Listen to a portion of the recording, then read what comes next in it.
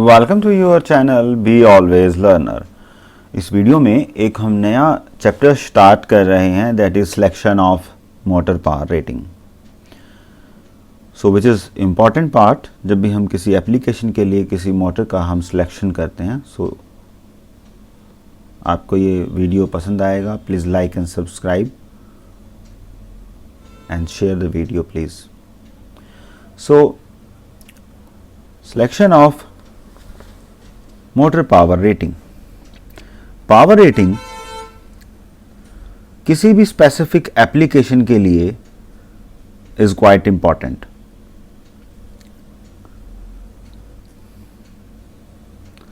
हमें किसी भी एप्लीकेशन के लिए काफ़ी इकोनॉमिकल चलना होता है कि इकोनॉमिकल हम उसको चूज करें, कॉस्टली ना हो। तो we have to understand the economy also, and side by side we have to think about, यहाँ पर हमें reliability को भी साथ लेके चलना पड़ेगा। इन दोनों कंसेप्ट को हम साथ लेके चलते हैं जब भी हम किसी मोटर का सिलेक्शन करते हैं। अगर किसी मोटर का सिलेक्शन प्रॉपर नहीं हो पाता है तो क्या क्या हो सकता है। इनसफिशिएंट रेटिंग अगर हम सिलेक्ट कर लेते हैं,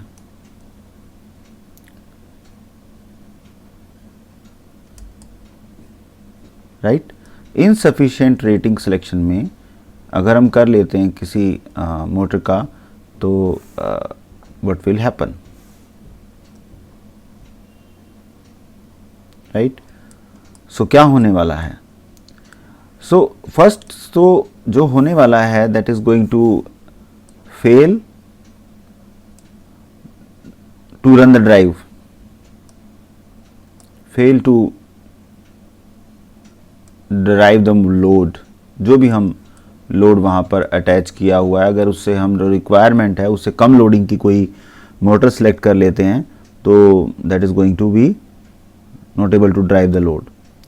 और जो नॉर्मल प्रोडक्टिविटी लेवल है वो हम अचीव नहीं कर पाएंगे और वो जल्दी डैमेज होगी, ठीक है।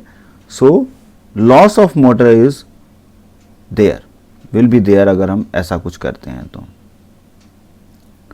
और जब भी ओवरलोड होगा तो शट डाउन हो जाएगी motor, that is not going to be done. अगर हमने वहाँ प्रोडक्शन डिवाइस लगाए हुए हैं, ठीक है, तो shut down due to overloading.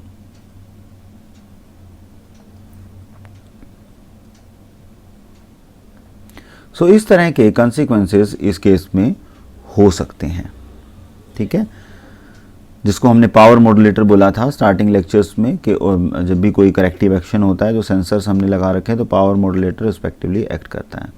दूसरी तरफ अगर हम बात करते हैं, हम थोड़े से लिबरल हैं, तो अगर हम मोटर की जो रेटिंग है वो ज़्यादा रेटिंग हम उसमें ले लेते हैं, सपोज करिए, ठीक है। अगर हम पावर रेटिंग, अगर हम लिबरल हैं तो हम थोड़ी पावर रेटिंग हायर साइड में लेके चलते हैं, ठीक है। तो उस केस में क्या होने वाला है। सो उस केस में क्या होने वाला होगा कि एक्स्ट्रा कॉस्ट आएगी हमारे पास, एक्स्ट्रा कैपिटल कॉस्ट कह सकते हैं आप, इनिशियल कॉस्ट कह सकते हैं, वो वहाँ पर आने वाली है, ठीक है। और अगर एक्स्ट्रा कॉस्ट आ रही है, हैवी मोटर आ रही है, तो loss of energy will be there, energy loss होगा, loss of energy will be there, right, क्योंकि जिस समय मोटर रन करेगी उस समय मोटर की कैपेसिटी ज़्यादा होगी, तो that is going to lead to the uneconomical condition. So हमें अनइकोनॉमिकल पड़ेगी वो,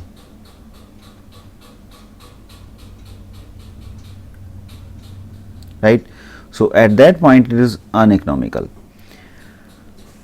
फर्दर अगर हम बात करते हैं स्पेसिफिक टू द मोटर, अगर इंडक्शन और सिंक्रोनस मोटर का हम सिलेक्शन कर लेते हैं, so operate at a low power factor, अगर हम हायर साइड में जाते हैं, so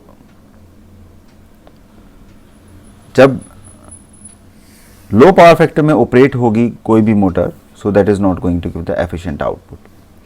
when a motor operates, जब भी कोई मोटर ऑपरेट होती है, अब हम यहाँ पर बात करने वाले हैं थर्मल लोडिंग की, तो जब भी कोई मोटर ऑपरेट होती है तो वो हीट जनरेट करती है। सो हम यहाँ अंडरस्टैंड करेंगे थर्मल लोडिंग का फिनोमिना, ठीक है। सो मोटर ऑपरेट होती है तो हीट प्रोड्यूस होता है, ठीक है। हीट प्रोड्यूस किन किन कारणों से होता है? Due to copper loss, due to iron loss and friction. ये 3 कारण होते हैं हीट जनरेट होने के, ठीक है। और copper loss means due to जो कॉपर कंडक्टर अंदर लगा होता है उसके कारण लॉस होते हैं। जो आयरन मटेरियल होता है उसमें आपके हिस्टेरिसिस, एडी करंट लॉसेज होते हैं। एंड फ्रिक्शन जो आपका मूविंग पार्ट होता है। सो बिकॉज ऑफ दैट क्या होने वाला होता है कि टेम्परेचर राइज होता है, टेम्परेचर राइज होता है। एज द टेम्परेचर इंक्रीजेज, ठीक है, beyond the ambient, ambient temperature से अगर टेम्परेचर इंक्रीज होता है, a portion of the heat produces flow out. कि अगर आपके पास एक मोटर है, suppose this is a motor and it is going to generate heat, अगर यहां से हीट जनरेट होती है, ठीक है, तो ये सराउंडिंग एटमॉस्फेयर में जाएगी, ठीक है। और ये अगर सराउंडिंग एटमॉस्फेयर में जा रही है तो इसका मतलब मोटर का टेम्परेचर रिड्यूस होगा। सो टेम्परेचर बढ़ा एम्बियंट टेम्परेचर से और मोटर ने उसको डेसिपेट कर दिया, तो हमारी मोटर सेफ है। सो अब प्रॉब्लम कहां आने वाली है? The motor temperature rises, motor का टेम्परेचर बढ़ेगा, the heat flow or we can say the heat outflow increases and ultimately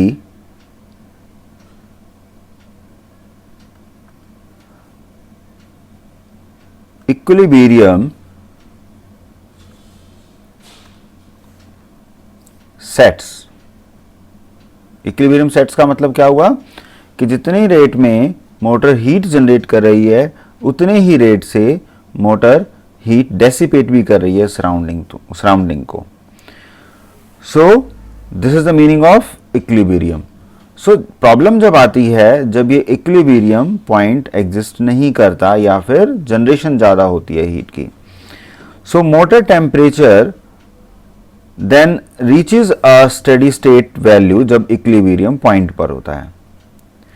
तो स्टेडी स्टेट टेम्परेचर जो भी हम डिसाइड करते हैं मोटर के मटेरियल के हिसाब से, तो steady state temperature is depends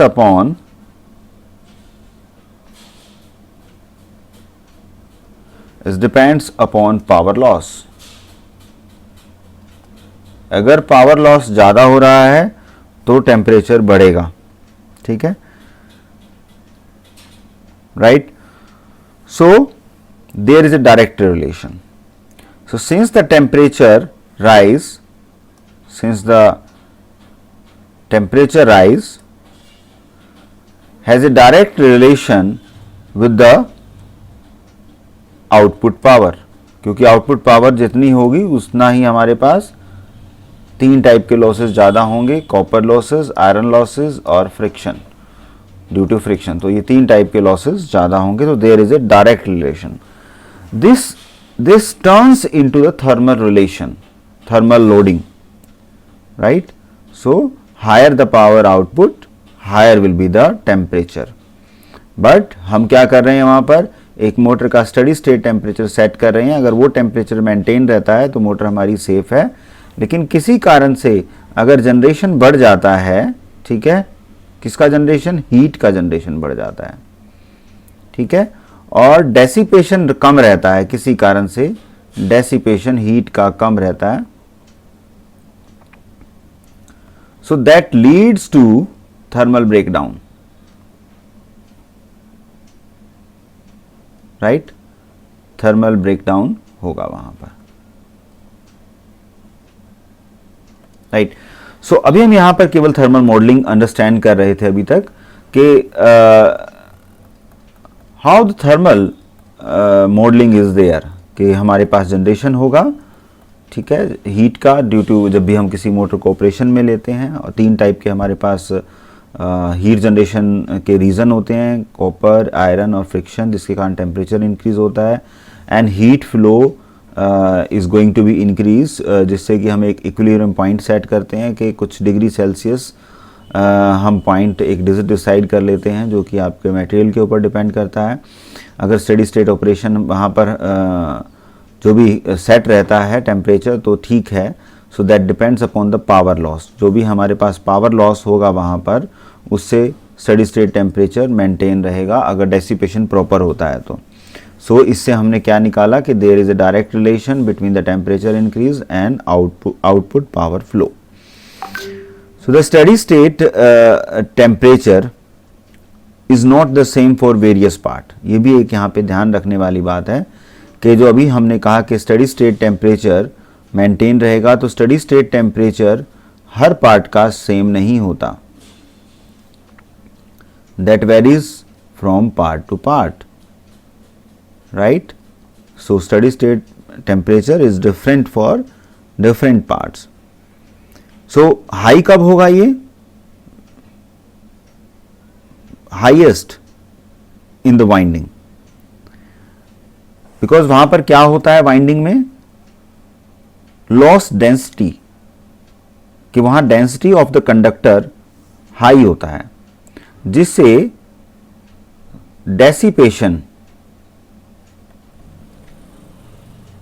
dissipation लो रहेगा वहां पर। और डेसिपेशन कहीं भी लो रहेगा तो क्या होगा, आपका टेम्परेचर वहां पर बढ़ने वाला है।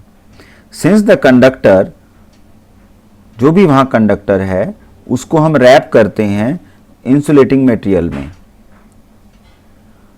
जो कि वहां पर स्लोट्स होते हैं, उन स्लोट्स में एम्बेडेड होते हैं, ठीक है, दीज आर द स्लॉट्स। और यहाँ पर इस तरह का स्लोट बने होते हैं, तो यहाँ पर विद इंसुलेटर ये एम्बेडेड होते हैं, ठीक है।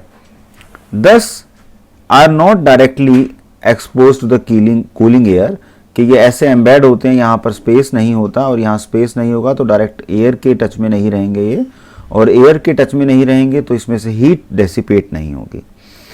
सो इनको जब इंसुलेटिंग मटेरियल में हम इंसुलेट करते हैं तो यहाँ पर टाइप ऑफ इंसुलेशंस होते हैं, जो कि आपके type of insulation gamma insulation होता है, ए टाइप इंसुलेशन होता है, और till C type of insulation are there, और they are having different range which varies from 90 degree Celsius to above 180 degree Celsius. So that is above 180 degrees Celsius.